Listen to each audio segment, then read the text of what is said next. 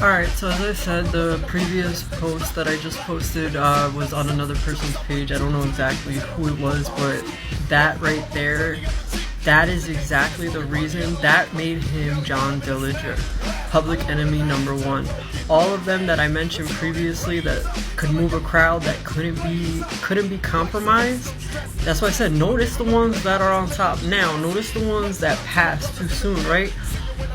Every single one of them that passed really soon and like strangely, and it was all similar. Like nobody's paying attention to this.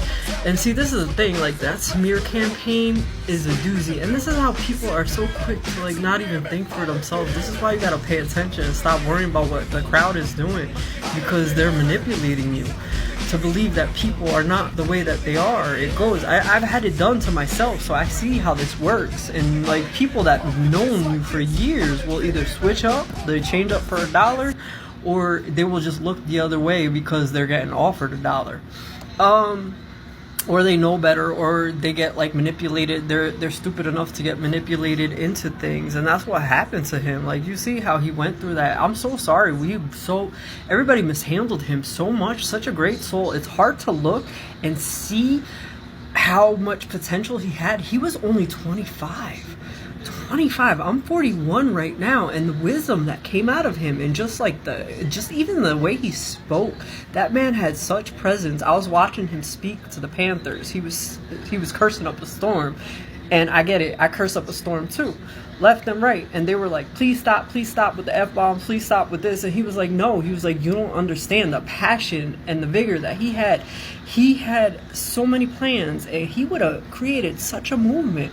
Talk about the Million Man March. No, this would have been something else. He would have been the leader of armies.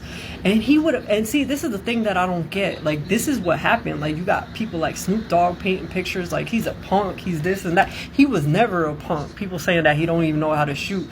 Go look at videos of Pac shooting. Pac was able to shoot two undercover off-duty police officers. He wasn't no punk. So don't even sit there and let people like lead you in that direction, especially we're enough years later that we're playing telephone and you're watching videos on here, and people could put, it's like Wikipedia. People could put whatever they want. He was never a punk. Homeboy just had too much power, and no one man can have all that power. He would have led you guys out of the darkness of where you are. Instead, everybody decided to just go. I don't even know. I'm pretty sure like that whole thing, if you've seen like the black box thing, like how there was a black box left in the hood all of a sudden, because look at the difference now.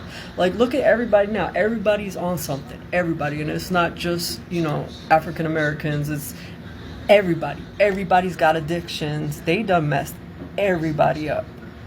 Everybody.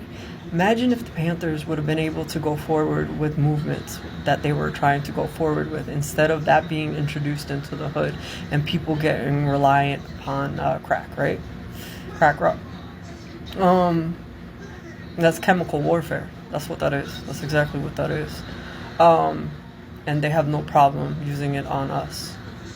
So that right there tells you a lot. It's like, and the thing is that like I see people that are talking, right? They're like, oh, he wasn't no gangster, he wasn't this, he wasn't that. You're not supposed to stay there. Like they're like, we're fighting for our lives. Yeah, you're fighting for your lives, and he wanted to fight for you. He wanted to get you out the right way. Like you have to go back to the freedom movements, like the way Dr. King did it and everything. There's a time for everything, right? There's a place for everything. Now, the thing with Pac was you have two different leaders, right? And a lot of times I like how Pac had the perfect balance of Malcolm X and Dr. King. And if you look at it, you'll start seeing like how he like balanced out the two personalities. And he would have been a great leader had he been able to go forward, had people sat and supported him. You're not supposed to stay where you're at. You're supposed to grow.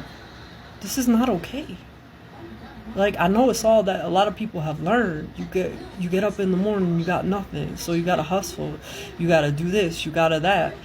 I get it. He got it. He understood that. But he wanted more for you. He had a vision. He had such a vision. He wanted to bring you out of the depths. You weren't meant to be in the slums fighting shit like you are every day. You're meant to be kings and queens in your own right. Act like it. Act like it. Act like it. He wasn't no punk because he didn't want to stay down and out. Why you want to stay down and out? Why you want to stay at the bottom? Why the fuck would anybody want to stay at the fucking bottom and sit there and talk shit about somebody that was looking to try to get you out of there? That's fucking crab mentality right there. Crabs in a bucket will pull you the fuck down, right? They don't give a fuck if you're getting out and you're going to help them later. They will still pull you the fuck back down. They'll pull the other crabs that are trying to get out of the bucket back down. Don't be a fucking crab.